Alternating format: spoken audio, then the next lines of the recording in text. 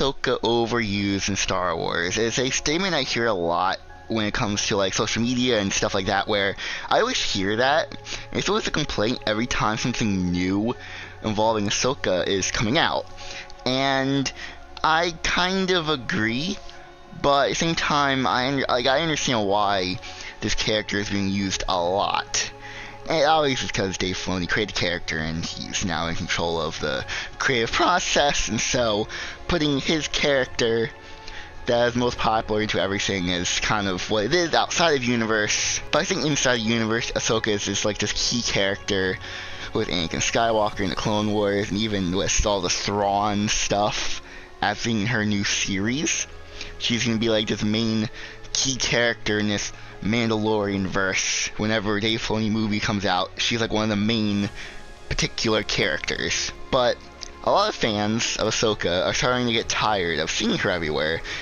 And yeah, I would say the same as well, but not, I feel people are overblowing it. A lot of fans are still tired of seeing Ahsoka everywhere. And I feel like this started when Tales of the Jedi came out, where we had 3 episodes dedicated to her. One of them was her as a baby, which you can't really do anything with her as a baby, and I kind of didn't like that episode. It's the worst one. I have all the shorts in that series. Then the second one is her kind of in the Clone Wars, which we've seen her in the Clone Wars already, but it's just her training. But the third one is her right after Revenge of the Sith, in the immediate aftermath of Order 66, her living a kind of normal life. Again, we've seen it in the Clone Wars, and we didn't really need to see that, because the whole point is that of the third episode of her in Tales of the Jedi was to see her get the crystals, or kyber crystals, to make her lightsabers. We did not really need to see that, but it was cool to see. But those 3 episodes compared to the Count Dooku episodes in Tales of the Jedi they were not good compared to Dooku episodes. Even though yes, they're still good, they're just they're not really that important. Unless you're an Ahsoka fan, I guess wants to learn more. And it is annoying, and I do agree that we should have gone someone else in Tales of the Jedi. We shouldn't have gone Ahsoka. But at the same time, is it really a bad thing that we're getting more of Ahsoka? I feel like a hot take that a lot of fans have, that some disagree with, that Ahsoka should have died in Rebels Season 2, or the Season 2 finale where she confronts Darth Vader. And Darth Vader kills Ahsoka, which would have been really powerful and kind of a sad thing. But that never happened. Well, it looked like it happened at first. But then in Season 4, in The World Between Worlds, she was resurrected, basically. And that was when I feel like things really started to annoy fans with Ahsoka, because she should have died in that episode. And she didn't.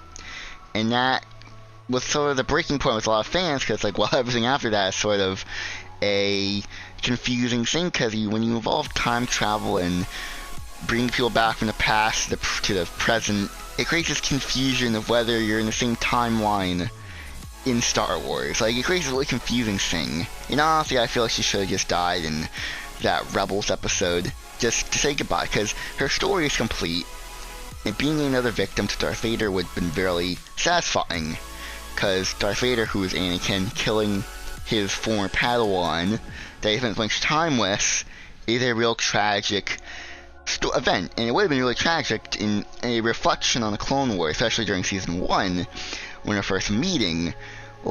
These two characters will eventually fight each other, a couple decades from now, and Ahsoka will die. But that's not the case, and she's sort of just living, and when you know that she's alive, and up until the rise of Skywalker, seeing her kind of these different phases of life is really interesting to me. Seeing her as a teenager in the Clone Wars, to her as an adult, sort of, in Rebels, and seeing her as this mentor figure in, the Ahsoka series and Mandalorian, in this time period that's being formed now, to wherever she's going to be at in the sequel trilogy. I think that'd be really cool to see, because there's still a lot of story you can tell with her. She's sort of this connective tissue in the Skywalker saga, which is a really cool thing. I do think that is a very interesting thing that Dave Filoni did, because she's a character that starred in the Clone Wars, but we know she's in Rise of Skywalker, so alive, apparently. So that's a really long time in a lot of decades worth of story you could tell with this character and seeing her throughout her life. And that is something that I appreciate and I find very fascinating, interesting, seeing this character in different phases. Just like us, you know? For right now, at least, with the Ahsoka series and her appearance in The Mandalorian and Book of Boba Fett, she kind of is this like, Nick Fury type character. And I keep comparing her to other characters in other franchises, and I feel like that's because Star Wars doesn't have a connective tissue, really.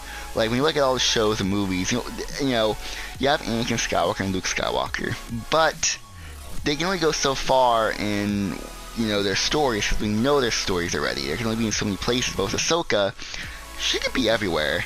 Her story's not told. She's not connected really to anything aside from Anakin Skywalker, because she was her master. But that was only during the Clone Wars and the Empire time. Well, after that, that's the real question that we need to find out. And I think that's going to be the most interesting point in her life, because I think it'll be interesting, and I feel like there'll be more of this, seeing her in more shows and movies, which I know some people don't like.